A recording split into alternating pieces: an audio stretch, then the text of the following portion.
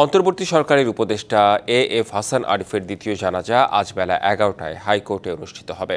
গতরাতে বাদ এশা প্রথম জানাজা শেষে মরদেহ হিমাগারে রাখা হয়।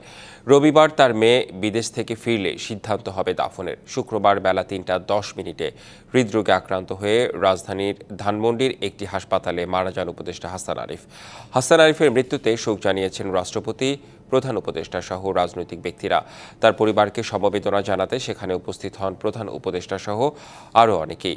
এর আগে ৫ই আগস্ট শেখ হাসিনা সরকারের পতনের পর ৮ই আগস্ট ডক্টর মোহাম্মদ ইউনূসের উপদেষ্টা পরিষদে অন্তর্বর্তী সরকারের উপদেষ্টা হিসেবে শপথ নেন তিনি।